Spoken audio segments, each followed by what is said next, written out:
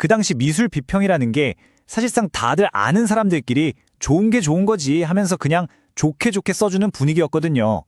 보들레르는 바로 그 팔에다가 대고 난 그렇게 안 해! 라고 선언한 거죠.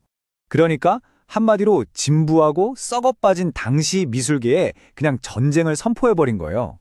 신문이나 잡지들은 다 거짓말투성이에 뻔뻔하게 아는 사람 밀어주기나 하고 있다고 막 비난했죠. 이 한 방으로 그는 순식간에 기성 비평가들이랑은 완전 다른 외로운 싸움을 시작하게 된 겁니다. 근데 더 흥미로운 건요, 보들레르가 예술을 감상하는 관객을 어떻게 생각했는지예요. 이게 진짜 놀라울 정도로 현대적이거든요. 이 말 한번 보세요. 부르주아는 좋은 그림을 이해시켜줄 사람만 있다면 누구보다 그것을 사랑하고 싶어 할 것이다. 당시엔 정말 충격적인 주장이었을 거예요.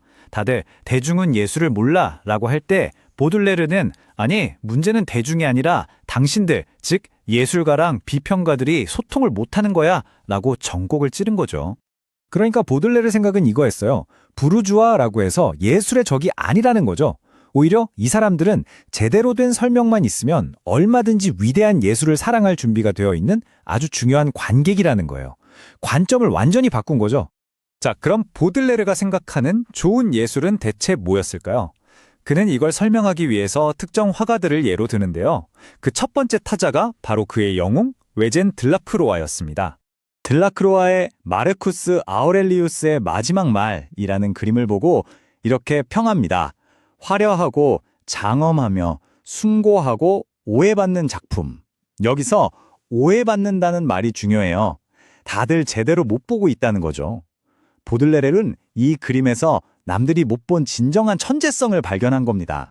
보들레르가 들라크로와를 왜 그렇게 극찬했는지 자세히 뜯어보면 그의 기준이 명확하게 보여요. 단순히 그림을 잘 그렸다, 기술이 좋다 이런 게 아니에요. 보세요.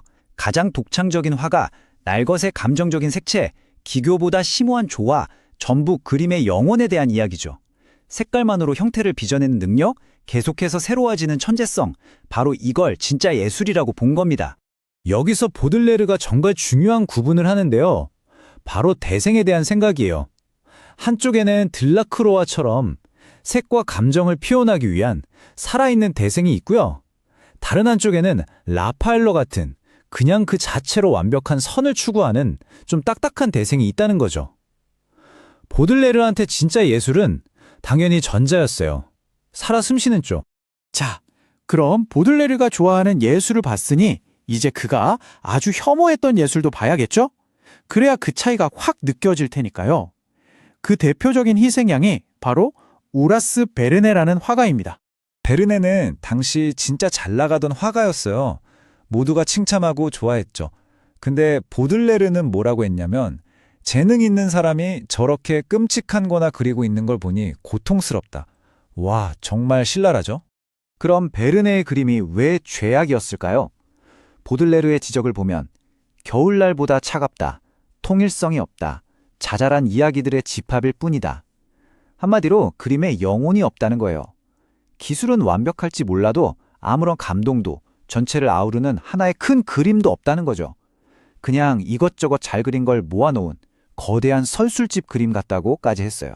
수십 명의 화가들을 칭찬하고 또 비판하고 나서 보들레르는 문득 이런 절박한 질문을 던져요. 그래서 지금 바로 오늘을 그린 예술은 대체 어디에 있는가? 여기서부터 그의 비평은 과거를 평가하는 걸 넘어서 미래의 예술을 요구하기 시작합니다. 바로 이겁니다. 현대 생활의 영웅주의가 우리를 둘러싸고 있다. 이게 무슨 말이냐면 더 이상 영웅이나 신화를 그리기 위해 막 고대 그리스 로마 시대로 돌아갈 필요가 없다는 거예요. 우리가 사는 지금 이 순간, 이 거리에도 영웅적인 순간들이 넘쳐난다는 거죠.